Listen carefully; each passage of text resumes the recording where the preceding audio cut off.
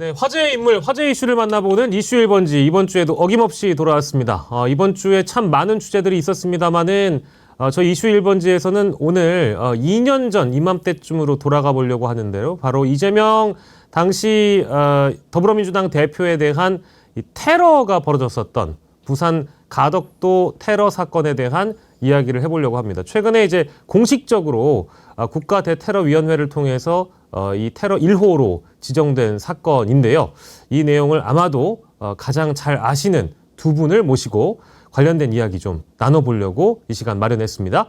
류삼영 더불어민주당 동작구을 지역위원장 모셨고 김지호 민주당 대변인 모셨습니다. 두 분 어서 오십시오. 반갑습니다. 안녕하세요. 유삼영입니다. 예, 두 분 다 아마 이 해당 사건에 대해서는 뭐 익히 잘 알고 계실 거고, 혹시 우리 김지호 대변인이나 류삼영 위원장께서는 해당 그 2024년 1월 2일이었죠? 네.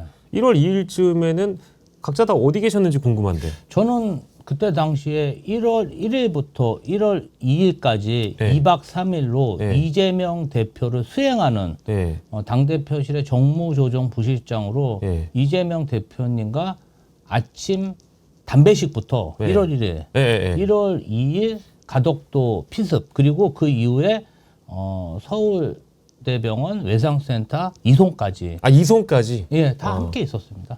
그러면은 그 긴 시간 동안 어떤 일이 벌어졌는지 다 네, 저는 그때 다 기억나실 거고. 사진이나 이런 것들로 현장 상황을 다 기록했고, 특이 사항에 대해서 다 기록한 이후에 예. 민주당 당대표 테러대책위원회에서 제가 한번 브리핑도 했고, 문제가 되는 부분에 대해서는 직접 공수처에 가서 고발도 했고, 네네네. 지난 2년 동안 이 사항에 대해서 실체적 진실을 밝히고, 예. 뭐가 억울하고 뭐가 잘못됐는지에 대해서 예. 인터뷰 있을 때마다 방송에서 계속 얘기했습니다. 예, 그래서 오늘 이제 우리 김지호 대변인 모신 거고요. 류삼용 그 위원장께서는 당시에는 혹시 어떤 상황이었습니까? 그때 저도 현장에 있었습니다. 1월 2일 날, 그 당시 저는 인재로 더불어민주당 총선 인재 영입 3호로서 그 당시 부산에 있는 인재이기 때문에 예. 대표를 영접하러 이제 가덕도 대항 전망대 현장에 있었습니다. 예. 그 현장에 대항 그 부산 신공항과 관련해서 현장이 가장 잘 보이는 곳이 대항 신공항 공사를 하는 현장이 가장 잘 보일 수 있는 위치에 있는 대항 전망대에서 부산시 관계자의 브리핑을 들을 때도 옆에 있었고, 예. 그 브리핑을 엮고 대표를 중심으로 기자들과 지지자들이 모여 있을 때 저는 잠깐 옆으로 비켰는데, 비킨 사이에 예. 이제 그 엄청난 일이 벌어졌습니다. 그러면 이제 사건을 우리가 다시 한번 들여다보면은 이 피습을 당했던 당시의 상황은, 그러니까 가덕도 현장을 방문하고 돌아오시는 길? 돌아오시는 그러니까 길에? 이제 예. 가덕도 현장에서 민주당의 입장을 한번 브리핑하고 이제 다 끝나고 질의응답이 끝나고 나오려고 하는데, 네네네네. 그 부산 지역에 있는 지역신문이나 방송 기자들 카메라를 들고 있잖아요. 네네네. 이분들이 이제 뭔가 다른 정치적인 현안에 대해서 질문을 받고 답변을 받으려고 예. 백부를 좀 지체했어요. 그러면서 이제 카메라로 계속 막은 거죠. 이제 네. 이제 나가는 상황에. 예. 그런 상황에서 이제 제가 바로 이재명 수행원이었기 때문에 이재명 대표 바로 뒤에 있었어요. 예. 이제 그러다 보니까 주변에 어떤 당직자도 많았고, 그다음에 선출직 정무직도 많았고, 그리고 경찰관, 기관원도 많았습니다. 기자들도 많았고. 예. 그런 상황에서 이제 어느 정도는 경호가 되고 있었는데, 네네네. 이 카메라맨들 앞은 경호관들이 없어요. 그렇죠. 왜냐면 앵글을 잡아야 되니까. 그렇죠.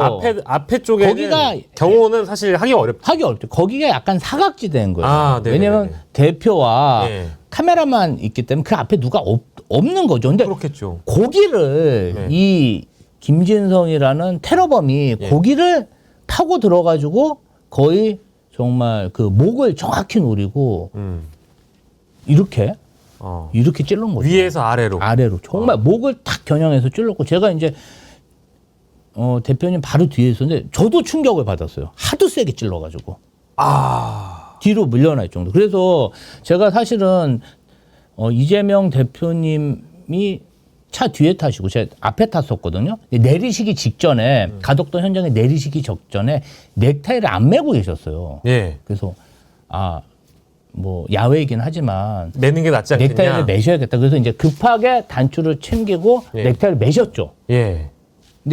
근데 그 칼날이 정확히 이 깃털 예. 여기 예, 와이셔츠랑 깃. 여기 깃을 통해 갖고 해서 저는 그래도 이 셔츠 단추를 잠그고 넥타이를 한 게 그나마 다행이었다. 그나마 다행이었다. 와, 이거 정확히 이제 두 곳을 찌르고 딱 갔더라고요. 저는 처음에는 그 칼을 못 봤어요.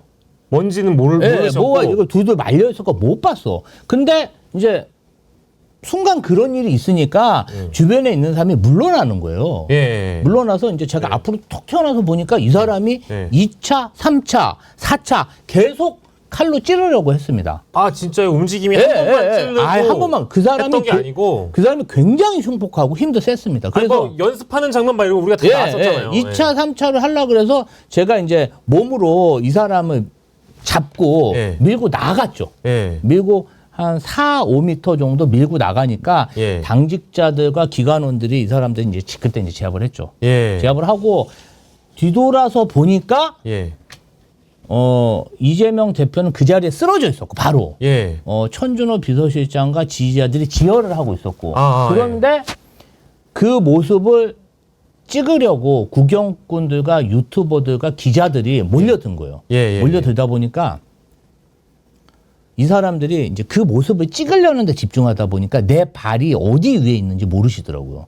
그리고 아주 그냥 뭐라 그럴까 이성을 잃은 것처럼 막 몰려드는 거예요. 아, 그 장면을 그대로 담으려고. 이재명 대표가 당시에 실제로 많은 사람들이 이재명 대표 발을 밟고 다리를 밟고 아. 그러니까 정말 압사당할 위기였습니다. 아. 그러면 그 주변의 기관원들이 예. 그런 것을 좀 정리를 해주면 좋은데 예. 그냥 얼음처럼 가만히 있었던 거예요. 너무 급작스럽고 정신없을 수도 있겠습니다만 그래도 정리는 했었어야 될 그래서 텐데. 이제 제가 막 이 몸으로 대고 막 밀치고 발로 이렇게 밀기도 하고 주먹으로 치기도 하고 막 이러고 있어요. 절로 가라고 소리도 지르고 있었는데 그때 예. 한 2, 3분 지나니까 여기 계신 유삼영 총경이 네. 자 여러분 스탑. 다 멈추세요. 지금 이렇게 하면은 우리 대표님의 생명이 위험합니다. 자 모두 한 발 들어서 뒤로 물러나세요. 딱 그러시더라고요. 거기까지 가는데 어느 정도 몇 분의 시간이 걸린 겁니까? 제 생각으로는 한 2, 3분 정도 걸렸던 거예요. 아, 2, 3분 정도. 그러니까 거기서 사실은 그런 일이 너무 창조지간에 있다 보니까 현장 지휘를 할 생각을 아무도 못했어요. 응급처치하고 주변에 보호하기 바빴는데 유상명 총경이 거기서 현장 지휘를 한 거죠. 아니 그러니까 이제 그때 당시 또 기억을 더듬어 보면 총경님 없었으면은 그때 현장 지휘가 제대로 안 됐을 거다 이런 얘기 하시는 분들도 주변에 많이 계시더라고요. 근데 그 2, 3분이라는 시간 동안 어쨌든 이재명 당시 대표는 누워서 지혈은 받고 있는데 누군가로 의해서 막 찍으려고 하는 유튜버나 취재진에 의해서 막 다리나 발이나 막 이런 거 막 밟혀 있고 그 고통을 호소할 수도 없고 막 경악 없고 이런 상황인데 2, 3분 만에 2, 3분 이후에 아무튼 총경님이 정리를 그 현장에서 하려고 노력은 하셨겠지만 그게 바로 이렇게 정리가 잘 됩니까? 네, 됐어요. 어떻게 설명을 좀 드리면 예. 제가 이제 탁 돌아보니까 무슨 소리가 들려서 탁 돌아보니까 사람들이 두 무대기로 한쪽은 막 뛰어가면서 사람이 에어싸고 있고 한쪽은 누워있는 사람을 상대로 이재명 대표님 상대로 둘러싸 있고 그래서 제가 상황 판단해 보니까 도망가는 것부터 먼저 잡아야 되겠다 싶어서 네. 뛰어가는 쪽으로 우리 이 경찰이나 이 당직자들에 의해서 추격당하는 그쪽으로 먼저 뛰어가서 그 사람을 덮치는데 제가 현장에 같이 마지막으로 덮쳤어요. 덮치고 계속 있는 그러니까 잠깐만 빌려주세요. 이거 지금 두 무대기죠. 이거는 도망가는 김진성을 에워싼 군중이고 이거는 대표님을 둘러싼 군중이고 제가 딱 보고 이제 이쪽으로 가는 군중을 향해서 이제 같이 덮쳤다가 형사들이 누르고만 있어서 야 누르지 말고 수갑을 채하라 하니까 형사들이 이제 그 사람 팔을 뒤로 해서 수갑을 채웠어요. 다 제압이 된 상태, 많은 사람 둘러싸여 있고 제압이 된 상태에서 수갑을 채우고 흉기를 찾아라 하니까 형사들이 다시 대표님 있는 쪽으로 뛰어가는 도중에 누가 여기 있습니다 해서 칼을 이제 찾았어요. 그래 칼을 한번 보자 했더만은 칼을 10번 칼을 보여주는데 그 칼을 그 지문 묻히지 말고 지금 이거를 사람을 체포해서 경찰서로 예. 칼은 잘 보관해서 같이 가라. 이래 놓고 이제 이제 이재명 대표님들로 뛰어가니까 예. 방금 말씀하신 그런 상황이에요. 예. 대표님 머리를 중심으로 사람들이 둘러싸니까 발이 밟히는 거죠. 예. 서클을 작게 해서 예. 대표님 전부 다 본다고 하는데 자기가 방금 말씀하신 대로 예. 대표님은 밟고 있는 거예요. 그래서 그래서 제가 자 전체 뒤로 돌아 해갖고 앞으로 해갖고 서클을 크게 만들고 대표님을 가운데 이렇게 한 그런 상태고 예. 제 그 하기 전에는 제 잠바를 벗었어요. 예. 잠바를 벗어가 대표님 하체를 내가 덮어줬는데 덮고. 나중에 보니까 내 잠바에 발자국이 있는 거예요. 여전히 그 덮고 나서도 다 밟고 다녔구나, 그죠? 그런 상황이었고 예. 그래갖고는 그 대표님 쪽을 보니까 설명하신 대로 천준호 비서실장이 누르고 있었어요. 예. 그 전에 제가 119 신고했나 하고 예. 대표님 주변에 이제 누르고 있는 사람 그때 그 우리 지지하는 단체 예. 생각이 안 나는데 예. 그분이 이제 신고했다 하길래 신고 한 번 더 해라. 이래가 신고를 119 신고를 예. 스피커폰으로 하게 했죠. 네. 스피커폰으로 119 신고해서 예. 지금 바로 올 수가 없다. 그런 이야기를 하고 그 당시에 가덕도에는 불 끄는 소방차만 있었지 응급 소방차가 없기 때문에 아. 멀리서 오다 보니까 이제 시간이 걸리는 거예요. 예. 그래서 그럼 우리가 어떻게 해야 되느냐 하니까 그 스피커폰으로 이제 그 응급 처치를 못 오니까 이제 그 원격으로 이제 응급 조치를 하는 방법을 배우기 위해서 스피커폰을 들으면서 하니까 예. 대표님 그 목에 피가 들어가면 안 되기 때문에 좀 앉히면 좋겠다. 그래서 대표님이 앉으시랍니다 하니까 못 앉겠다. 이렇게 말씀을 하셔서 그대로 대신에 이제 다른 사람들 두꺼운 잠바를 벗겨서 비스듬하게 이제 고아드렸죠. 예. 예. 등을 이제 등대기를 해서 예. 예. 그런 상태에서 이제 지압은 계속돼야 되는데 천준호 비서실장이 이제 계속 누르고 있으니까 힘이 빠지는 거예요. 예. 바꿔서 또 하셨고. 아니요. 천준호 비서실장이 누르고 그 세게 눌려야 되겠게 그 119에서도 목을 눌러라 하니까 제가 대표님한테 세게 눌러도 되겠습니까? 그러니까 세게 눌러라 하시더라고. 그래서 천준호 비서실장 손등 위에다가 제가 대고 더 세게 힘을 줘서 같이 누르고 계셨군요. 계속 누르고 있었죠. 근데 그런다고 하더라도 현장에 어쨌든 이게 뭐랄까 그 피라고 해야 될까요? 피가 흥건할 정도였다라고 제가 아니, 그러니까 그 피가 굉장히 많이 나왔고 예. 이 바닥이 젖고 그 다음에 그 지혈대라든지 수건으로 엄청 틀어막았어요. 왜냐하면 사실은 목이라는 데가 모든 혈관이 지나가는 데잖아요. 그렇죠. 그래서 사실 그 당시에 네. 정말 그 천준호 비서실장이나 그 지지자분이 집중력을 잃지 않고 지혈하지 않았으면은 예. 과다 출혈이 날 가능성도 굉장히 컸습니다. 예. 그러니까 지금 이제 이루어지고 있는 사안 관련해서 유상현 총경이 당시에 현장을 지휘한 것도 예. 잘 몰라요. 사람들이. 왜냐하면은 그냥 그 이재명 대표의 부상당한 모습을 보는데 온 신경이 다 있어서 내가 누구 몸을 타고 올라가서 발을 밟고 보는지를 예. 사람들이 모르더라고요. 그러니까 그거는 사실 제가 정말 저는 어쨌든 대표의 어떤 신체나 이런 걸 보호해야 될 책임이 있잖아요. 예. 그러니까 그게 다 보이는 거지 객관적으로. 그 당시에 유상현 총경이 그때 당시에 어떤 현장 지휘를 안 했으면 정말 큰일 날 뻔했습니다. 예. 그리고 거기에 많은 기관원들과 네. 경찰관들이 있었는데 네. 너무나 무력하게 골든타임 그 시기에 아무것도 안 했습니다.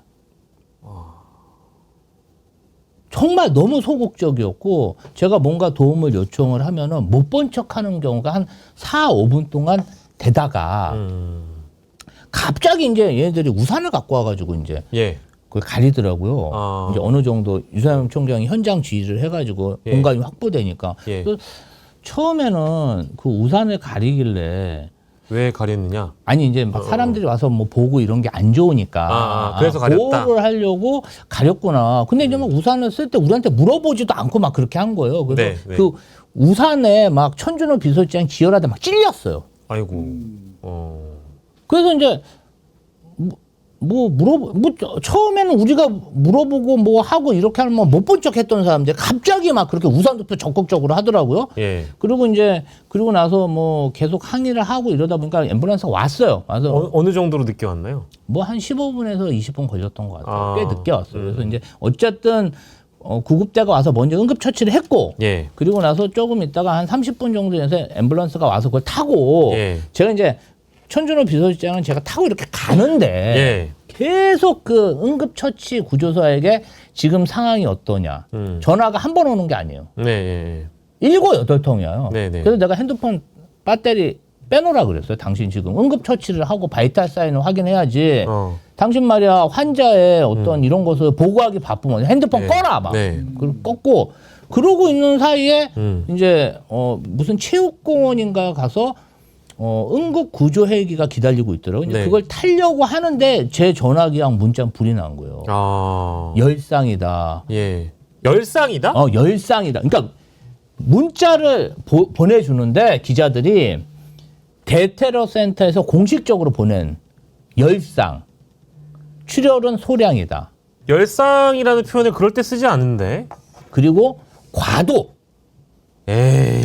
뭐 이렇게 해가지고 사건 자체를 축소한 문자가 배포가 된 거죠. 아니 그러니까 1월 2일에 사건이 발생하고 나서 그러니까 이재명 대표가 칼을 찔리고 나서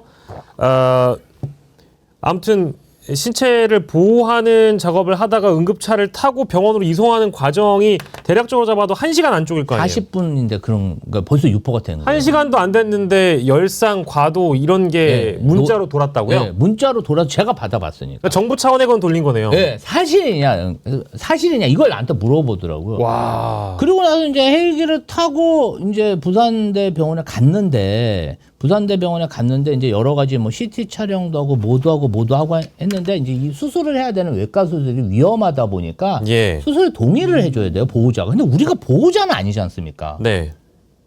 정말 그렇죠. 정치적 동지고 뭐 비서관이긴 하지만 예. 그걸 동의를 할 수가 없어요. 병원 절차에서는 이제 가족이 보호자가 되는 네, 거니까. 그러니까 가족이 그러면 어떻게 할 빨리 것이냐. 올 수 있는 방법이 없었던 거야. 빨리 수술은 해야 되는데 그러면 비서실장이랑 그 외상센터장이랑 얘기를 해서 그럼 빨리 서울대 병원으로 옮기자. 가능하면. 그래서 이제 헬기를 타고 가는데 또 이제 거기서 헬기를 타고 가는데 이 헬기에서 또 이재명 뭐 헬기 특혜 받았다. 이렇게 기사가 또 쏟아지는 거예요. 와, 그때부터. 예.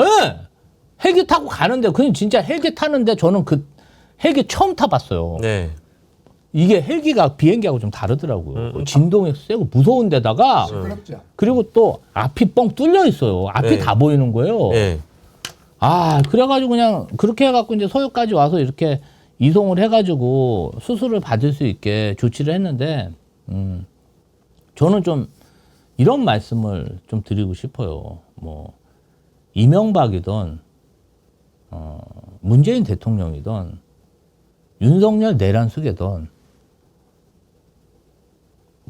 대한민국 어떤 최고 공직에 있었던 사람이나 있는 사람이 그런 식의 테러를 당하면 예. 모든 사회 구성원들이 잘못된 것이라고 이야기해야죠. 그 행위 자체가. 아이 당연하죠. 그래야 그런 일이 안 일어나는 거 아니지 않습니까? 아니지 않습니까? 예. 그러면 이재명이라는 그런 유력한 정치인이 그런 테러를 당했다고 해서 당해도 싼 일인가요? 그게 꾀병인가요?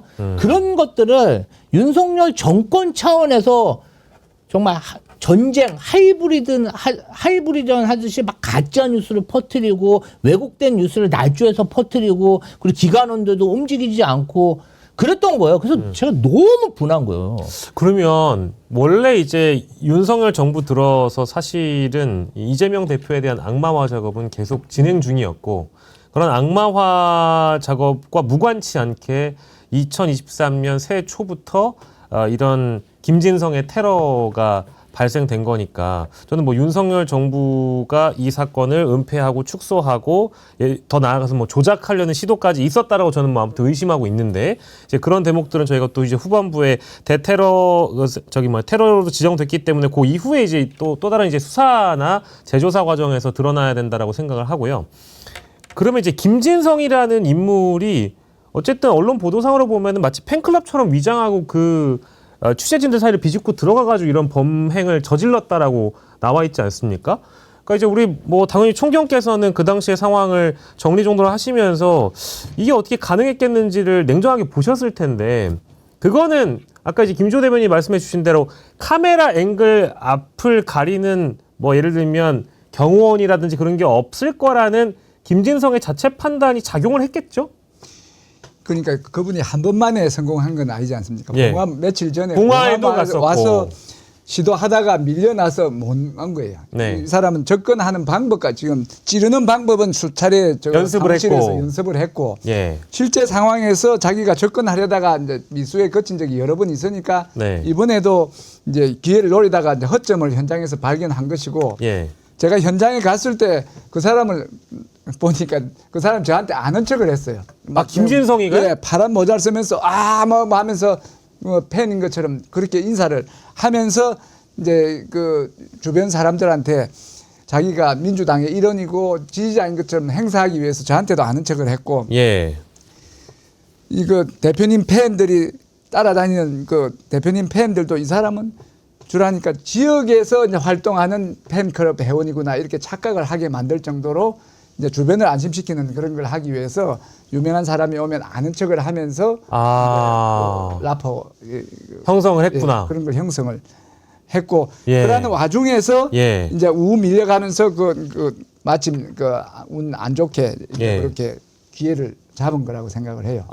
그러면은 거기 계신 이제 뭐 우리 정치인 분들도 예상을 못 하셨겠네요. 이분이 반갑게 인사하고 또 여기 이재명이라고 예, 쓰고 예. 있고 팬클럽 마냥 행사하니까 이분이 봉화에서도 그때 나중에 드러났지만 봉화에 있었던 건 나중에 드러난 건데 예. 거기선 처음 보신 거죠? 예, 이 김진성을 처음 본 거죠? 예, 그분 처음 봤고. 봉화에서 뭐 예를 들면 뭐 여러 차례 만나뵀던 분이 있었다라는 그런 얘기는 들어본 적이 없어서. 근데 다만 어쨌든 우리 유삼영 위원장께서도 이분이 팬이구나. 근데 나중에 잡히고 나서 보니까 내가 인사한 적이 있었네. 아니 그 유튜브를 통해서 이제 인사한 장면을 기억하고 저분이 그랬구나 하고 예. 사람들을 안심시키기 위해서 이제 경계심을 약하게 하기 위해서 한 그런 행동이었는 거예요. 그렇군요. 그러면 이제 어차피 우리가 이제 초반은 이 사건에 대한 얼개 정도 저희가 얘기를 했는데 물청소 부분은 지금 이제 이게 가장 중요한 대목이기도 하거든요. 일단은 뭐 첫째로 사건이 벌어졌어요. 누군가 칼에 맞았습니다. 거기에 사건 현장을 경찰이 물청소하는 거 말도 안 되는 일이죠. 이거 왜 그런 겁니까? 이거 총경님이 좀 대답해 주세요. 예, 제가 말씀을 드리면 예. 이 범죄 현장을 보존하는 것은 기본이죠. 예. 경찰의 기본이고 수사의 기본이 현장을 보존하는 거예요. 예. 현장 상태를 그대로 두는 것이 기본인데 예. 현장을 정리한 정도가 아니고 물 청소를 했다는 것은 이제 증거를 인멸한 거죠. 예. 증거를 인멸한 상황이고 왜 그랬는지에 대해서는 그분들 설명이 예. 많은 사람이 다니기 때문에 흉한 걸 하기 위해서 지웠다 이제 이런 변명을 하는데 예. 범죄 현장과 관련해서는 그 사람들이 했던 것처럼 우산으로 가리든지 폴리스 라인을 쳐서 안 보이게 할 수도 있는데 그걸 없애버린 흉하면 안 보이게 해야 되는데 그걸 없애버린 거하고 안 보이게 하는 건 수준이 다른 거죠. 네. 그건 변명할 수 없는 부분인 것 같고 예. 제가 이제 그 다음을 좀 설명을 드리면 네. 이제 그 현장에서 마치고 저는 대표님이 후송되는 걸 보고 경찰서로 갔어요. 근데 제가 이제 그 지역에 근무를 했고 예. 또 제가 부산에서 수사를 오래 했기 때문에 이 수사와 관련해서 이제 혹시 민주당하고 수사하는 쪽에 혹시 가교가 필요할 수도 있을 거 아니에요. 네네네. 이래서 강서경찰서를 갔습니다. 예. 강서경찰서를 가니까 저는 막 충격을 받았는데 어떤 점이? 제가 아는 경찰들이 이렇게 못 들어가십니다. 이렇게 하는 거예요. 아니 강서경찰서에 출입도 못 하셨다고요? 강서경찰서가 들어가면 강서경찰서에서 이제 현관에 들어가면 이제 올라갈 수 있는 1층이 형사계가 있고 2층이 서장실이 있는 그 출입문 계단 앞에다가 이제 바리케이트가 딱 차단막이 있어갖고 못 간다는 거예요. 내다 너 서장한테 이야기해라 하니까 지십니다. 못 들어갑니다. 요래가 제가 블로킹을 당했어요. 아니 강서경찰서에서 그러니까 아예 그냥 정치인들을 못 들어오게 막았다는 말씀이시죠? 예. 민주당 정치인이라서 못 막은 겁니까? 아니면은 그냥 뭐 사건 보안 차원에서 막은 사건 겁니까? 보안 차원에서 맞았는데 제가 충격을 받은 거는 예. 제가 수사와 관련해서는 예. 제가 거의 뭐 반평생을 수사만 했었거든요. 예. 그리고 이제 그분들이 다 아는 분들이고 이래서 설마 이랬는데 이 사건과 관련해서 의견을 내거나 이제 뭐 이렇게 우리 민주당에 그 확인할 사항이 있으면 예. 이렇게 하겠다 했는데 접근 자체를 완전히 차단당한 거죠. 이게 보니까 그냥이 되겠습니까? 이게 이제 그 철저하게 예. 보안 유지하고 예. 막으라는 그런 지시 상부에서 지시가 있었을 것이다라고 추정을 추정을 알고 그런 이야기를 들었어요. 들으셨어요? 그러면 그때 당시에는 다른 정치인들은 몰라도 민주당 정치인은 여기 다른 정치인은 가지도 않죠. 다른 정치인 갈 필요도 없지만 대표님한테 가야 되는 상황이고 저는 아. 그분들을 다 부산대 병원으로 보낸 상황에서 제가 할 일은 병원 가는 것보다는 예. 이 경찰서로 가는 거라 그렇게 생각을 했죠. 예, 그러면은 뭐 정보 접근이 그 당시에는 어려웠던 상황이셨을 텐데 예. 물리적으로는 그러면 혹시 뭐 그때 당시에 강서경찰서 내부나 이제 혹시 뭐 따로 그때 당시에 알아보신 내용이라는 게 혹시 있으십니까? 류삼룡 위원장께서는? 그래서 왜 막느냐 하니까 상부의 지시다. 그냥 지시다? 그래서 어쩔 수가 없으니까 양해해 주십사. 이런 예요. 다시 이제 물정서로 돌아가면 예. 이게 현장을 보존을 해야 하는데 지금 그동안 했던 변명하고 지금 변명이 좀 달라지는 상황이죠. 예. 그런 상황에서 이거를 이제 누구도 설명을 할 수가 없는 상황이에요. 그 지저분한 현장을 시민들이 보기 때문에 가렸다는데 그건 시민들이 가지도 않는 거고 날씨가 그날 엄청 추워서 사람들이 접근이 없는 지금 행사에 관련된 사람 아니면 없기 때문에 물정수는 기본적으로 하면 안 되고 폴리스 라인으로 이렇게 좀 크게 해서 그 현장 말고 좀 크게 폴리스 라인 쳐서 지저분한 걸 충분히 가릴 수 있는 상황이었음에도 불구하고 예. 그 물청소 하는 장면을 안 보이기 위해서 우산을 이렇게 했다는 거죠. 예. 우산을 한 거예요. 그거는 뭐 우리가 이해할 수 없는 그런 의도가 있을 거라고 보죠. 제가 이제 그리고 복귀를 해가지고 이제 출근을 하니까 부산 시경에서 이 담당 팀장이라는 사람이 전화가 왔어요. 부상 시경? 네. 예. 증거물이 아무것도 없다는 거예요. 그러면서 뭐 그때 입었던 와이셔츠라든지 뭐 가지고 있는 증거 자료들, 사진 자료들 다 정리해서 내라는 거예요. 네. 그래서 제가 아니 당시 현장에 예. 분명히 지혈할 때 쓴 수건과 거지가 있었고 예. 그리고 정말 바닥에 홍건할 정도로 피 묻은 혈흔이 있었는데 네. 그런 사진도 없냐? 없다는 거예요. 근데 그게 말이 되나요? 자기네들 인수인계 받은 게 없대요. 그리고 부산대병원 외상센터에서 저희 대표님이 응급처치를 받고 거기다 이제 와이셔츠를 두고 왔어요. 그러면 정말 밖에 40명의 경찰관들이 있었거든요. 네. 그럼 우리가 가고 나서 그런 증거물들을 회수하지 않았냐? 없다는 거예요. 그러니까 제가 정말 화가 나더라고요. 왜냐하면 이 사람들이 계속 이 이재명 대표의 상황에 대해서 계속 물어보고 체크하고 확인하고 이랬잖아요. 40명이 쫓아다니면서. 예. 근데 증거는 하나도 확보를 안 했어. 경찰관들이 그렇게 많은데. 예. 그리고 현장에서 아시다시피 자 경호는 못했다고 칩시다. 압사 안 당하게 그 현장 지휘는 해줄 수 있잖아요. 그것조차 안 했잖아. 그렇죠. 증거도 확보 안 하고. 그러니까 제가 정말 화가 나니까 그때부터 있었던 일들을 영상을 보면서 하나하나 다 체크를 했습니다. 그랬더니 우리를 위해서 우산을 펴고 현장을 정말 보호해 줄 줄 알았던 게 알고 보니까 우리가 가고 나서 물청소를 하는 거예요. 제가 영상을 보니까. 우리가 간지 한 5분 만에 그것도 사람들이 없어지니까. 네. 그래서 제가 그 영상을 딱 따서 보고를 했죠. 의원님들한테도 보고하고 이렇게 사건을 훼손했다. 물청소했다. 그것도 제가 보고한 거고요. 네. 두 번째로는 저희가 닥터 헬기를 타고 부산 외상센터의 옥상에서 딱 내리는데 기관원으로 보이는 어떤 사람이 저희 대표가 이 내리는 걸 계속 사진을 찍는 거예요. 그래서 내가 자꾸 당신 뭐냐? 누구냐?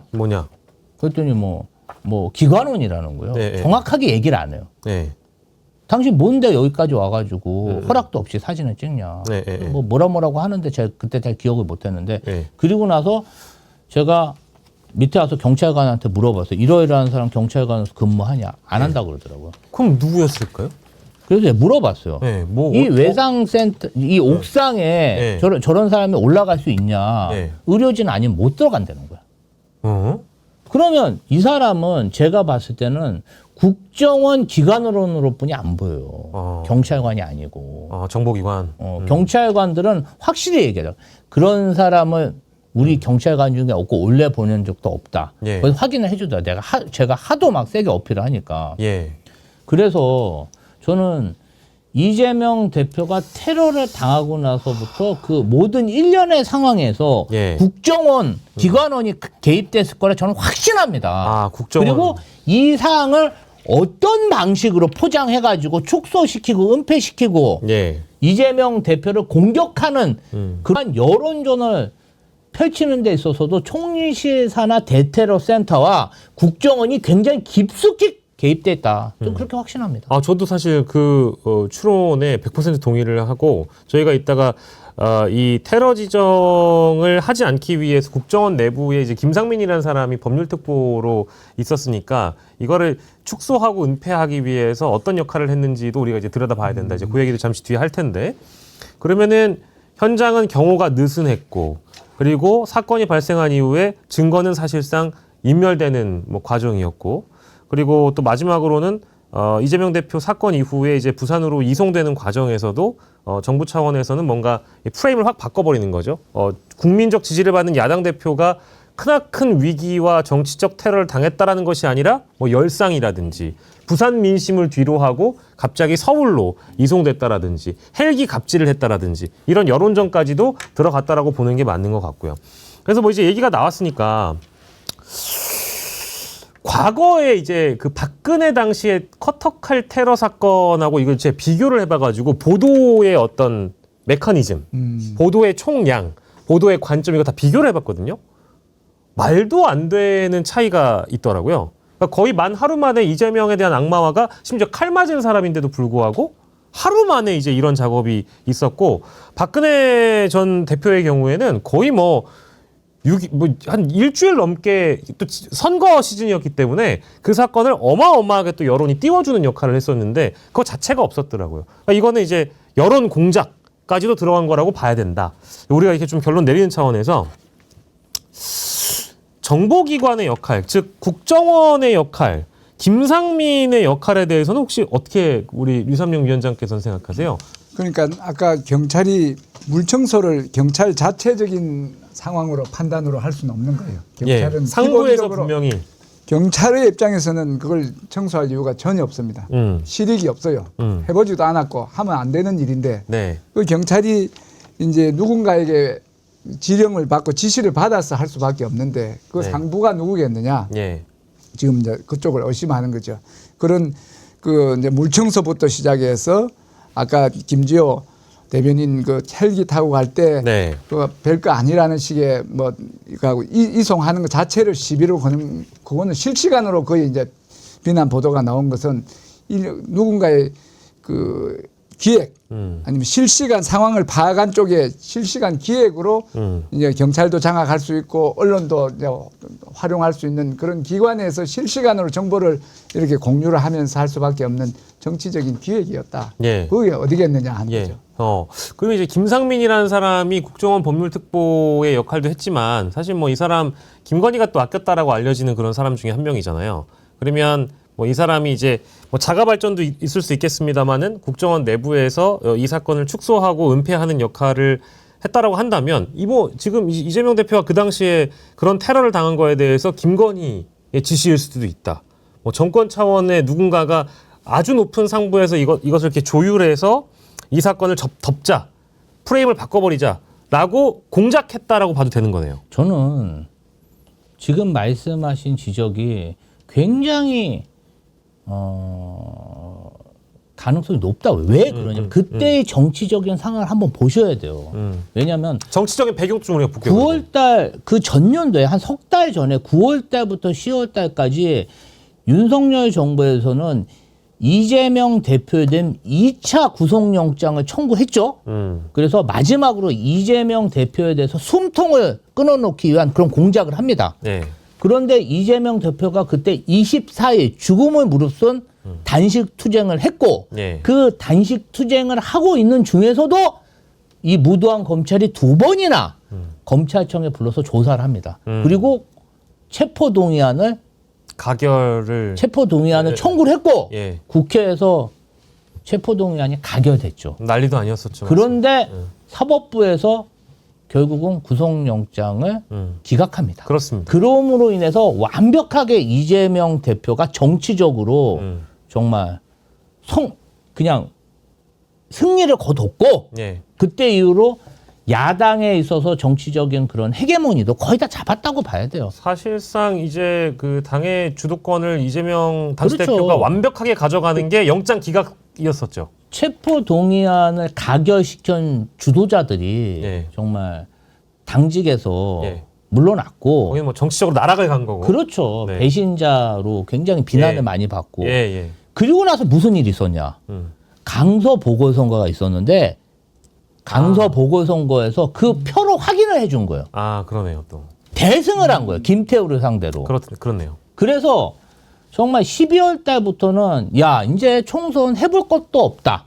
민주당이 완벽해. 그냥 축제 분위기였어요. 12월 달부터. 그리고 또 생각해보면 2023년 11월 말에 그러니까 2023년 11월과 12월을 관통하는 주제 중에 김건희의 디올백도 있었어요. 그렇죠. 맞아요. 그러다 보니까 당시 윤석열 정권과 여권에서는 이재명이 살아있는 한 총선에서 어렵다. 우리는 이길 수가 없다. 네. 그런 게 굉장히 만연해 있었습니다. 그렇기 때문에 저는 사람을 믿지 않고요. 예. 상황을 믿거든요. 네, 네. 상황이 그때 당시 집권 세력으로서는 이재명 대표를 제거하는 것이 네. 정말 지상 목표가 아니었을까 그런 생각이 들었고 그래서 이재명 대표 그런 말을 했잖아요. 뭐 칼로도 죽이려고 하고 네. 뭐로도 죽이려고 하고 나는 이재명은 죽지 않는다. 네. 그때 그 발언을 하셨었어요. 그래서 이 부분 관련해서 제대로 수사가 이루어지면 배후라든지 은폐라든지 사건 처리 미흡이라든지 이 치밀하게 이재명 대표와 그 테러 사건을 축소 은폐하며 모함하려 했던 그 세력들을 네. 저는 발본색원 해야 된다고 생각합니다. 맞습니다. 상상력을 좀 발휘해 보면은 이 김진성 테러 사건이 터지고 나서 향후에 뭐 김충식이라는 이름이 막 들어보셨어요? 뭐 등장하기도 하고 뭐 노상원이 막 등장하기도 하고 막 이러다 보니까 이 김진성이 절대 혼자서 이런 일을 벌일 수가 없다. 그러니까 만약에 이런 일을 혼자서 돌아버려 가지고 이런 일을 기획했다고 하더라도 우리가 최소한의 지금 공감되는 이 사건 이후에 정권 차원의 이 사건을 축소 은폐 조작하려고 했던 것은 뭐 지금 김주호 대변인이나 네, 류삼용 위원장께서 동의하실 거고 다만 사건 이전에도 김진성이를 갖다가 테러범으로 만들고자 등 떠밀거나 아니면 뭔가 회유를 하거나 정권 차원의 그런 일이 있을 수 있느냐 여기까지도 상상을 해봐야 되거든요. 요 가정은 어떻습니까? 상상은 제가 잘 이야기를 안 하고 네네. 팩트를 주로 이야기하는데 예. 우리가 들은 정언에 의하면 예. 김건희의 계부, 김건희의 어머니의 사실혼 관계에 있는 분이 김충식이지 않습니까? 뭐 김충식이라는 인물이 있다고 하죠. 김충식이하고 사실혼 관계에 있는 분이 있는데 그분의 진술에 의해서 예. 지금 이재명 대표를 죽이려는 그런 시도가 있었다 하는 네. 그런 정언을 네. 제가 유튜브를 통해서 네. 접한 적이 있고 그 사람의 활동 반경이 이제 아산이었다. 김충식의 활동 반경이 그런 얘기도 나왔었고요. 여러 가지 그 정황이 있기 때문에 지금 그걸 사실로 팩트로 고정하는 것이 아니고 예. 그 부분에 대해서 지금 이제 테러로 지정이 된다 하면 수사가 확대된다 하면 예. 그런 부분에 대한 수사가 충분히 이루어져야 된다. 그래서 사실 관계를 확인을 해야 그게 유언비어인지 아니면 실제 상황인지 예. 실체적 진실을 밝힐 필요가 있다. 예. 그 김진성 같은 경우에는 제가 찾아보니까 작년 2월 13일에 이미 선고가 됐어요. 1심에서 징역 15년을 받았고 네. 그러니까 피고인도 형량이 너무 많다고 항소를 했고 검찰은 형량이 적다고 예. 항소를 했는데 네네. 항소심에서 2심에서 둘 다 기각이 됐어요. 예. 그래서 대법원으로 이제 또 넘겼는데. 상고를 했는데 대법원에서는 네. 법리에 오해가 없기 때문에 네. 그래서 1심이 그대로 확정이 됐습니다. 15년 확정. 15년. 15년 확정. 근데 이게 이제 그 지금 보면은 살인 미수와 관련된 네. 혐의잖아요. 네. 근데 이게 만약에 이번에 대테러 센터 그러니까 국가 공식 테러 1호로 지정이 된 거니까 네. 만약에 테러와 관련된 법률로 의율이 됐다면 이분이 15년 이 사람이 15년 정도 선고받고 끝날 문제는 아닐 거다라는 생각도 드는데 그렇지 않습니까? 살인 미수의 최고형을 받은 것 같은데 예. 만일에 테러의 목적으로 의한 그 살인 행위를 의도했다면 그보다는 훨씬 더 훨씬 높을 더. 수가 있죠. 예. 그러니까 저희가 이제 이 어떤 상상과 가정을 하는 이유도 이게 사건을 기획하는 단계를 윤석열 정권에 있는 인물 누군가와라도 모의를 했다면 그걸 재조사를 통해서 만약에 드러내면 이건 이제 테러와 관련된 법령에 따라서 법률에 따라서 의유를 할 수 있는 거니까. 지금 이제 살인 미수 관련해서 수사와 사법 절차는 이미 끝난 거잖아요. 네네. 그런데 이번에 테러로 지정됐기 때문에 재수사가 가능해진 거죠. 네. 그리고 잘 생각해 보시면 1월 1일, 1월 2일 이때 신년에 정상적인 사람이 테러를 저렇게 치밀하게 준비할 수 있을까요? 사실 그때도 그 정말 상상도 못하는 취약한 점을 생각해낸 거잖아요. 네. 일반인이. 그게 가능할까요? 저는 상식적으로 불가- 좀 어려울 것 같아요. 상식적으로 네. 어려워요. 그리고 그 가덕도 신공항 예정지라는 게 그냥 일반 시내가 아니에요. 네네네. 굉장히 차를 타고 오래 가는 오지에 약간. 네.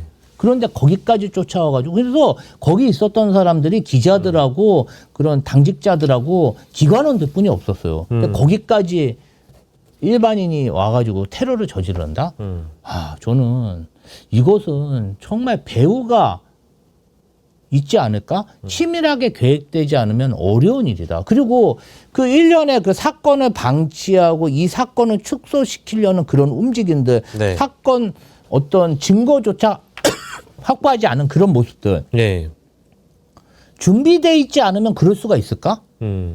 어떻게 그렇게 빨리 대처할 수 있죠? 헬기를 타고 가는데 헬기 이송 문제라고 이렇게 하는 거는 그거는 기자로서 속도 따라잡는 속도가 너무 빠른 거예요. 그렇죠. 아니 누군가 준비되어 있는 팀이 없는 한은 그렇게 빨리 대처할 수 있을까? 아니, 그러니까 제가 이제 하다 못해 어떤 일이 있으면 이재명 대표가 서울대 병원에서 이렇게 치료를 받잖아요. 네. 모든 기자들이 와가지고 어디 처분 받았냐, 어디 수술했냐, 왜 브리핑 안 해주냐.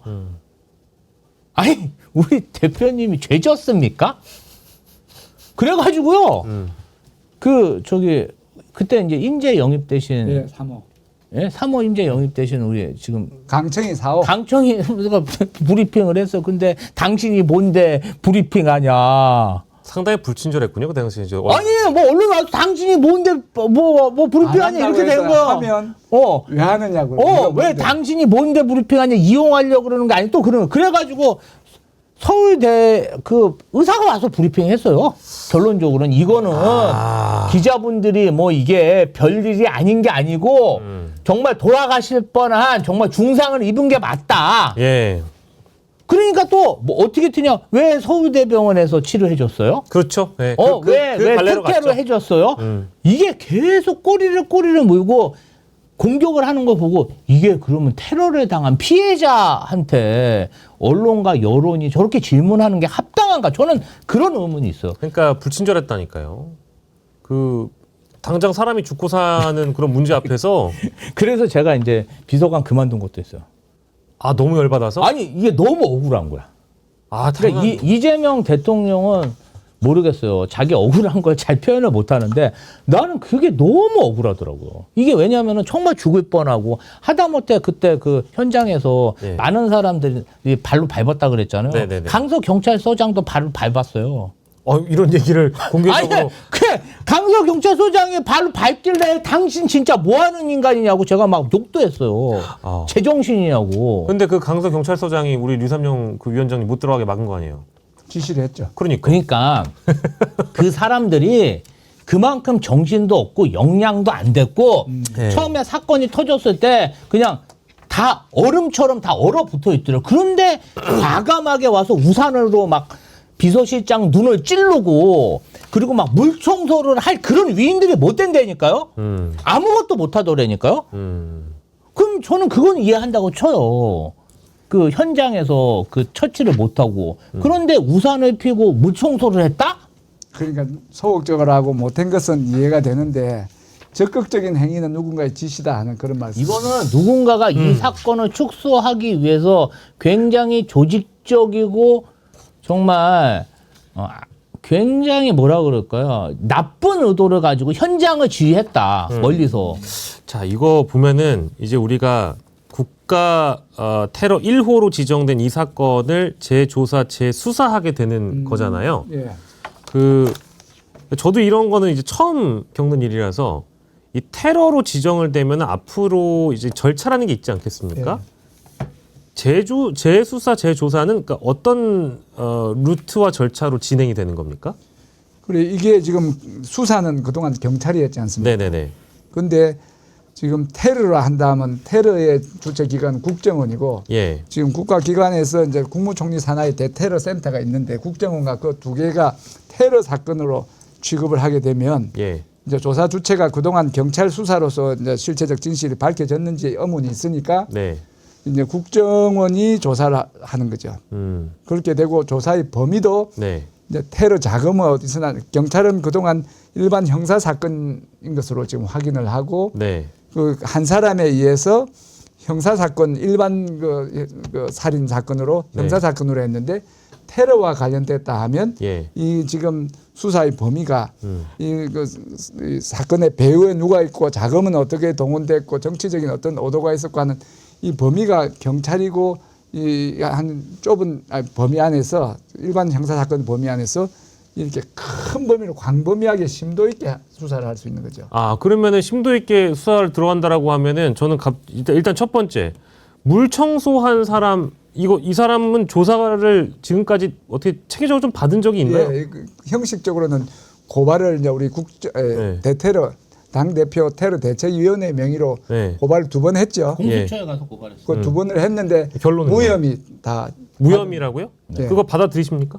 무혐의라고 아니, 하면은 못 받아들이니까 계속 떠들고 다니는 거 아닙니까? 그러면은 이 지금 총리 산하 TF뿐만 아니라 이제 뭐 수사 주체가 바뀌는 거니까 예. 이 정권 하에서 이거를 다시 조사하면은 뿌리부터 다시 들여다봐야 되는 거잖아요. 예. 물 청소를 한 사람은 누구였고 누구의 지시를 받았고 그 지시를 받은 사람 올라가다 보면 아까 이제 김주호 대변인이 예상하는 그런 주체가 나올 가능성이 높겠네요. 예. 그게 만약에 지금 재판을 받고 있는 피고인들이라고 하면은 이 사람들에 대해서도 다시 한번 조사 수사를 할 길이 열리는 거네요. 김건희, 윤석열, 뭐 당시에 뭐 국가안보실에 동원됐으면 김태효, 뭐 국정원장이라고 하면 당시 국정원장, 뭐 김상민, 뭐 이런 사람들 다 포함해가지고 다시 전면 재조사를 하는 거네요. 김상민은 그 당시에 그 행위 당시에는 없었고 나중에 국정원 원장 특보로 임명이 됐기 때문에 예. 당시의 상황에 대해서는 김상민은 아니고 나중에 이제 네. 된 거죠. 그래도 아니, 그러니까 그런 일이 벌어졌는데 네. 어디 경찰관이 그 바닥에 떨어진 그 중요 증거물인 거지와 피 묻은 수건을 그냥 폐기합니까? 그게 증거물로 확보를 안 하고 그 이 자체를 그 수사 주체한테 이양하지 않고 현장 사진조차 안 찍었다는 게 말이 됩니까? 저는 그거 분명히 수사팀장한테 들었어요. 녹취가 있어요. 그때 제가 녹취 다 깠습니다. 그 당시에 본인들은 증거물을 인수인계 받은 게 하나도 없다. 혈흔 사진도 없다. 그래서 제가 공개한 거예요. 그 정청래 대표, 서영교 대표실한테 받아가지고 막 공개했습니다. 그리고 그 와이셔츠 문제도 그렇잖아요. 저희가 부산대병원에 두고 왔으면 그 밖에 형사들이요 수십 명이 있었어요. 그럼 저희가 간 후에 뭔가 증거물이 있으면 회수하가면 되지 않습니까? 증거 확보나 증거 회수를 해야 되겠죠. 전혀 하지 않고 있다가 저희한테 그거 와이셔츠 어디 갔냐? 예. 와이샷은 찾았는데 저는 집중하는 게 이 넥타이라고 봐요. 기저 셔 두 개는 그 김진성이 찌르는 그 강도를 보면 이 두 개는 통과할 수 있을 것 같은데 여기에 심이 있지 않습니까? 예. 거기에 걸렸을 가능성이 있기 때문에 넥타이를 찾아서 대표가 어떻게 살아났는지 그걸 궁금한데 넥타이도 지금 어디 갔는지 모르는 거예요. 넥타이하고 그때 있었던 그 자켓? 저기 그때 코트는 코트? 그냥 그대로 보관하고 있습니다. 누가? 대통령실에서 보관하고 있습니다. 그 당시. 거기에 그럼 다인 건 아닌가요?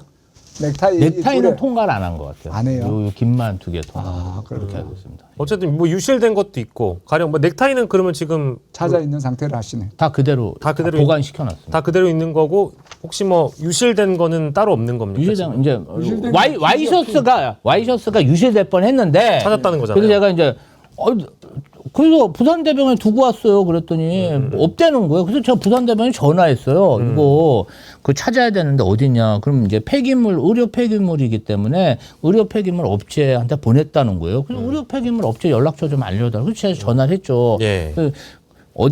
어떤 시기에 갔던 폐기물 중에 굉장히 테러 발생에 중요한 증거물이 있다. 폐기하지 말아달라. 일단 알았다 그러더라고요. 근데 그거를 네. 그럼 열어보고 우리가 가서 찾아볼 수 있냐 그랬더니 의료 폐기물은 아무나 와서 열어볼 수가 없다는 거예요. 개인이 와서. 그래서 그럼 알았다. 그럼 폐기하지 말고 보관해달라 얘기하고 그때 이제 제가 경찰관한테 전화를 해서 예. 수사팀장한테 의료 폐기물을 열어보려면 영장이 필요하대더라. 여기에 의료 폐기물이 있을 거기 있을 확률이 99%니 가서 그 와이셔츠를 수거했으면 좋겠다 했더니 이제 예. 영장을 받아서 수거를 하셨더라고요. 야, 그러면은 이게 이제 내용을 다 이제 종합하고 나서 보니까 지금 이 사건은 이제 2년 정도 지난 사건이긴 합니다만은 아직 이제 풀리지 않는 의혹들은 이 재조사를 통해서 대부분 드러날 거라고 이제 우리가 예상을 할 수 있는데 다만 뭔가 이 사건에서 지금까지도 의구심이 풀리지 않는 부분 지금 저희가 얘기했던 점 말고 다른 층이나 다른 지점에서 혹시 난 이건 아직까지도 어느 누구도 이 의혹을 제기한 바 없다 하는 그런 대목들도 있습니까? 저희가 오늘 얘기한 부분 말고. 예, 뭐 이 부분 관련해서 이제 그 국민권익위원회가 네네. 또 헬기 이송 관련해서 특혜인지 아닌지 부산대병원을 조사를 했어요. 조사를 하고 뭐 의사들한테 경고인지 뭔지 한 걸로 알고 있어요. 이제 그런 것들이 다 짜맞춰진 것이다. 그리고 네. 분명히 그 칼이 사건 초기에 다 그 굉장히 무시무시한 그 칼날이 공개가 됐잖아요. 네. 근데 왜 김상민 검사는 그게 카타칼이라고 수개월이 지난 후에도 그렇게 주장을 하죠? 1년이 지난 시점에도. 그러니까 이 사안 관련해서는 아직도 너무나 의문적인 게 너무 많고 배우라든지 네. 사건 은폐라든지 네. 여러 가지 면에서 그러니까 상식적으로 저는 물 청소를 하고 이런 막 증거물을 제대로 확보 안 한 건에 대해서 이거는 경찰 자체적으로도 감사건 아닌가요? 맞습니다. 그런 사례가 있나요? 이런 큰 사건에 심지어 제가 배현진이 이렇게 맞았잖아요, 돌로. 돌로. 그때도 어떻게 하는지 봤어. 그때는 폴리스 라인 하고 다 뭐 돌이고 뭐고 그 사건 현장을 보존을 하더라고요. 그런 차이가 있었습니다. 그래서 제가 막 썼어요, 페북에. 왜 배현진은 사건을 이렇게 해주고 우리 때는 물청소했냐, 왜 물청소했냐. 그러니까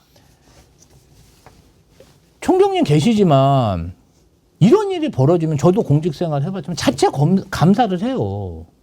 근데 아무런 걸 안 해요. 경찰도. 갑자기 드는 생각인데 그 물 청소를 했거나 혹은 뭐 그런 상부의 지시를 받아가지고 이 사건 은폐나 조작에 혹시 가담했다라고 하면 그 가담한 인물들이 당시 윤석열 정부에서 영전하거나 승진할 수 있었던 그런 대목들도 있었을까요? 어떻게 생각하세요? 경찰 부분에서는 그 당시에 부산경찰청장은 그 자리에서 그대로 물러났고 경찰서장도 그대로 정년 퇴직을 했죠. 다 그만뒀습니까? 예. 근데 이제 그때 경찰청장은 지금 예. 뭐 도지사 나오려고 전 준비하고 윤희근 경찰청장 도지사 나오려고 하고 있고 예. 그리고 우철문인가요? 우철문이 부산경찰청장이죠. 그분도 뭐 상당히 좋은 자리로 네. 가고 있는 것으로. 그렇습니까? 예. 그래서 그러면 아주 윗단은 아니고 이제 강서 경찰서장 정도? 아니에요. 이 지금 그 강서 경찰서장이 자체 판단했을 가능성은 없는 거죠. 제 얘기는 아까 퇴직하고 물러났다고 하시는 분들, 그만뒀다고 하시는 분 한 2분 정도를 제외하고는 나머지 그 윗단에 있는 그 중간 간부들 이 정도까지는 지금 어디에서 무엇을 하는지 파악이 안 된 겁니까? 제대로 저는 그러니까 그 총리실사나 대타라 센터에서 지금 굉장히 그 가짜 뉴스를 조직적으로 공공기관이 유포한 거잖아요. 네. 그 부분 관련해서 조사받은 사람이 있나요? 그 얘기는 못 들어봤네요. 초기부터 저희가 대테라 센터에서 가짜뉴스 퍼뜨려서 하이브리드 전을 했다. 이렇게 했는데 아무런 조사도 받은 게 없고 지금 국정원도 그렇고 경찰 관계자도 그렇고 그 무청소한 부분에 대해서 어떤 불이익을 당한 사람이 없어요. 분명히 저는 확신합니다. 그 현장에 있던 경찰관들이 누군가 지시했기 때문에 우산으로 그 현장을 가렸고 누군가 지시했기 때문에 물청소를 하고 누군가 지시했기 때문에 그 피 묻은 거즈와 수건을 폐기했을 겁니다. 네. 근데 왜 책임지는 사람이 없죠? 누가 지시했는지, 왜 그런 지시를 했는지 전혀 밝혀진 바가 없어. 그러면 경찰 자체 감사라든지 수사라든지 뭐가 있어야 되는데 아무런 게 지금 2년 동안 없죠. 그래서 제가 지금 2년 동안 계속 떠들고 다니고 있어요. 이 얘기를. 잘하셨습니다. 예. 오늘도 우리 김주호 대변인이 다른 방송 못지않게 분노해 주셔가지고. 근데 이제 대통령님도 네. 제 생각에는 아마 굉장히 억울하신 것 같아요. 뭐? 당사자가 제일 억울하지 않겠습니까? 아니 나도 이렇게 억울한데 본인은 얼마나 억울하겠어요. 그러니까요. 정말 생명이 경각에 달려 있었고 제가 한 예로 말씀드릴게요. 네. 사모님이 오셨어 사인해 주려고. 근데 처음에 저를 봤을 때는 굉장히 여유가 있으셨어. 그러니까 저희를 위로해 주더라고요. 오히려. 놀랬으니까 너무 놀래지 말라. 근데 이제 의사 선생님이 이제 동의서를 이렇게 하려면 수술에 대해서 설명을 하잖아. 막 밖에서 막 울음소리가 안에서. 네. 그러니까 사모님도 언론에 속으신 거죠. 별일이 아니구나. 가족들도 그냥 별일 아니겠지. 처음에 왔을 때는 전혀 몰랐던 거예요. 그런 언론에서만 보는 정보 정도로만 판단을 하신 거군요. 우리가 막 김혜경 여사도. 되게 쩔쩔매니까 네. 죄송합니다. 이게 참 저희가 경우에 실패해갖고 죄송합니다. 정말 입이 네. 10개라도 할 말이 없습니다. 네. 정말 막 울상에 돼 있을 거 아니야. 안절부절 못하고 이거 오히려 격려해 주셨다니까. 참. 근데 이제 수술에 대해서 설명을 들으시니까 막 울음소리가 나더라고요. 제가 그때 너무 미안했어요. 참 이제 돌이켜 보면은 그런 오늘 그런 비하인드까지도 또 알려주셨는데 이재명 대통령이나 김혜경 여사도 지금 이제 대통령이 된 이후로 이 사건에 대한 무게를 그때보다는 좀 잊으셨을 수도 있겠습니다만은 주변에 있는 참모들 입장에서는 잊을 수가 없는 그런 사건이기도 할 것이고 공식적으로 대통령이 이제 본인 사건을 이렇게 뭔가 언급하시는 경우는 지금 집권 기간 동안 크게 없었던 것 같긴 한데 어쨌든 지금 정부 하에서 이 국가공인 테러로 지정이 됐기 때문에 이제서 늦었지만 다행이다라는 생각도 한편으로 들고요. 좀 이게 이제 가정은 별 의미가 없을 거라는 생각도 듭니다만은. 그 당시에 만약에 테러로 지정됐다라고 한다면 뭔가 많이 달라졌을까요? 그러니까 그분들이 이렇게 조작을 하고 기획을 해서 문제를 은폐를 한 이유가 정치적인 유불리를 따졌지 않겠습니까? 네. 그러니까 이게 지금 이재명 대표가 정치적인 테러를 당해서 지지율이 올라가고 국민들로부터 좀 더 좋은 평가를 못 받게 하기 위해서 폄하하고 이렇게 악마화를 계속 한 거기 때문에 만일에 그게 국정원에 의해서 국가 테러로 지정이 됐다면 이게 상당 기간 심도 있게 조사를 해서 실체적인 진실이 발견되면 저쪽 당에 대해서는 상당히 불리한 효과가 있었을 것이고 우리가 걱정을 좀 덜해도 됐을 상황이 물론 이겼지만 네. 그런 정치적인 유불리가 있을 것 같아요. 총선 결과가 큰 차이가 있었을까요? 지금에 와서 돌이켜 보면 별 차이가 없었을 것이다.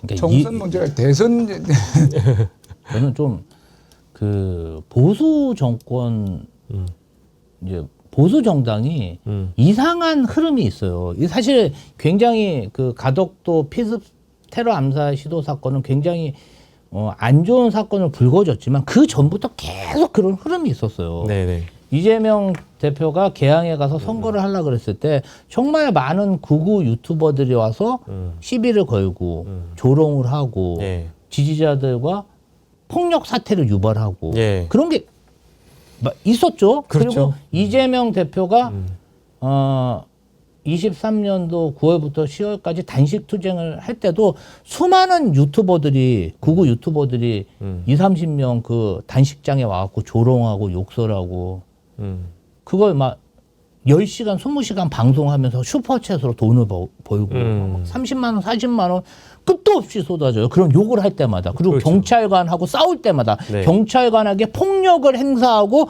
뭔가 분쟁이 있을 때 엄청난 돈이 슈퍼챗으로 쏟아집니다. 그런 것들이 어떻게 보면은 그러한 폐륜적인 테러를 일상화시키고 해도 되는 것이냐 분위기를 계속 만들어 오다가 끝내 이런 일이 벌어졌어요. 근데 이것은 윤석열이든 누구든 그런 것은 모든 정치 세력들이 다 규탄해야 되는 게 아닌가요? 맞습니다. 그런 걸 이렇게 아무 일도 아닌 것처럼 해도 되는 일이냐 그렇게 상식적으로 만들어도 되는 문제요? 그렇게 계속 악화되다가 반국가 세력 부르짖다가 계엄까지 저지른 거예요. 저는 그렇게 봐요. 그냥 우리의 적대적인 민주당은 다 척살해야 된다. 죽여야 된다. 쓸어버려야 된다. 예. 그런 것들이 강화되다가 결국은 내란까지 저질렀다고 생각하거든요. 저는 그런 것들이 일맥상통하기 때문에 하여튼 뭐 여든 야든 이 사안 관련해서는 규탄하고 진상을 규명해서 발본색원해야 된다고 생각합니다. 다시는 이런 일이 발생하면 안 됩니다. 예. 근데 이제 이런 일이 다시는 발생하지 않기 위해서 저는 건강한 어떤 그 뭐랄까 문화라고 해야 될까요? 그러니까 이제 저희가 초반에 이 사건이 발생했을 때도 지나친 특정 정치인에 대한 악마화를 거론을 했었잖아요. 두 분이 생각하시는 이런 일이 두 번 다시 정치적인 테러로 번지지 않기 위해서는 무엇이 좀 더 필요하다고 우리 류삼용 위원장께서 생각하세요? 저는 일단은 이게 잘못하면 처벌받는 잘못된 이야기를 하면 처벌받고 잘못한 행동을 하면 반드시 처벌받아야 되기 때문에 이 사건에 대한 실체적인 진실이 정확하게 규명이 되는 건 기본이고 네. 지금 너무 양극화, 양극단, 진영 간의 양극단을 유발하는 그런 행태. 아까 말씀하셨다시피 김주호 대변인 말씀하셨다시피 상대를 심하게 공격하고 욕설을 하고 그 폭력적인 행동을 하면 유리하니까 그런 게 이제 유튜브를 통해서 그런 풍토가 적극적으로 지금 조장이 되고 있기 때문에 예. 그런 행태가 좀 개선되기 위해서 유튜브 시스템을 조금 바꿔야 된다 생각합니다. 저는 이게 우리가 어떤 걸 하나 보면 반대쪽에 추천이 돼서 알고리즘이 균형을 갖게 해줘야 되는데 이게 빨간 쪽, 극우 쪽 성향을 유튜브를 보면 계속 더 심한 것들이 이렇게 되니까 그 사람들 스스로가 혼자 보다가 이제 세뇌가 돼버리고 확정 편향으로 가버리는 이런 행태가 유튜브 때문에 생겼다 이런 생각을 하는 거예요. 유튜브 좀 운영 체계를 예. 균형이 갖고 있도록 이 사람이 플러스 쪽을 너무 많이 보면 마이너스가 추천되는 그런 알고리즘으로 좀 바꿨으면 예. 유튜브 시스템을 좀 바꿔야 된다고 생각합니다. 네. 악마화 얘기를 하다 보니까 여기까지 왔는데 혹시 김조 대변인도 어쨌든 예. 대한민국 세금으로 생활을 하는 공직자들이 대테러 센터에서 가짜 뉴스를 퍼뜨려서 피해자를 모함했고 그리고 혈흔을 물청소했고 중요 증거물인 수건과 거지를 폐기했고 그리고 정말 그 안 좋은 정말 가짜 뉴스를 퍼뜨려서 피해자를 매도하는 그러한 예. 어떤 심리전을 한 주체들이 있지 않습니까? 네. 그리고 그 사람들은 대한민국 공직자였다. 이 사람들에 대해서는 모르겠어요. 법적으로 단죄할 수 없겠지만 네. 없는 부분도 분명히 있을 겁니다. 애매하고 시간이 지났고 증거도 사라졌고 네. 그렇다면 인사적으로도 저는 조치를 해야 되고 어쨌든 끝까지 추적해서 이런 짓을 행한 그 공직자들은 대한민국 공직에서 불이익이든 발본색원 하든 정말 불이익을 크게 당했으면 좋겠습니다. 예, 내란도 지금 이제 수패 공직사회에서 이제 헌법 존중 태스크포스가 가동되고 있는 상황인데 이또 마찬가지로 내란을 지금 우리도 끝까지 추적하고 있는 단계잖아요. 이재명 당시 대표의 가덕도 피습 사건과 관련된 국가공인 테러 1호 지정 그리고 그 이후의 재조사 과정도 끝까지 추적을 해야 된다. 이제 이 말씀으로 좀 줄여 듣겠습니다. 오늘 이슈 1번지 시간이었고요. 류삼영 민주당 동작구울 지역위원장 그리고 김지호 대변인과 이 시각 함께했습니다. 말씀 나눠주신 두 분 너무너무 감사드립니다. 고맙습니다. 감사합니다. 자, 추운 날씨 정어리몰에서 여러분들의 몸과 마음도 따뜻하게 해줄 상품 바로 따뜻한 기모가 들어간 맨투맨 티셔츠 저희가 가지고 와봤습니다. 따뜻한 기모가 들어있어서 입으시면 몸도 따뜻해지고 이 따뜻한 기모 맨투맨을 1+1 거기에 반팔티 한 장까지 저희가 덤으로 드립니다. 무료 증정해드리는데 심지어 가격이 29,900원. 무료 배송이니까요. 마음까지 따뜻해지는 상품이고요. 이 정어리몰 맨투맨티가 왜 특별한가 소개를 좀 해드리면 100% 국내 생산, 메이드 인 코리아라는 점이고요. 원단 생산, 원단 염색, 그리고 재봉까지 모든 생산 과정을 100% 국내에서 진행하고 있기 때문에 특별하다라고 말씀드릴 수 있겠습니다. 이렇게 원단 생산부터 100% 우리나라에서 제작하는 옷이 드물기도 하고요. 아무래도 메이드 인 코리아라 가지고 믿음이 가기도 하고 남녀 공용 상품이라서 사이즈가 라지에서 4X 라지까지 되어 있습니다. 조금 편하게 입으시려면은 본인들 입으시는 것보다 우리 선생님들 입으시는 것보다 한 두 단계를 뛰어넘어야 될 것 같아요. 라지를 입으시면 2X 라지로, 예, X 라지를 입으시면 뭐 3X 라지 정도까지 한번 봐주셔서 조금 요즘 뭐라고 하죠? 박시하게 입는다고 하나요? 이제 그렇게 입으시면 좋을 것 같고요. 따뜻한 기모가 들어있는 100% 국내 생산 기모 맨투맨 1+1 추위가 계속되고 있는 요즘 많이들 주문하셔서요. 몸과 마음과 따뜻한 겨울 나시길 바라겠습니다. 온라인으로 주문하시기 불편하신 분들은 전화 주문도 열어놓고 있습니다. 1551-3158로 전화 주시면 친절하게 주문 접수 도와드린다고 하니까요. 전화로도 주문해 주시면 되겠습니다. 정어리몰 많은 사랑 부탁드리겠습니다.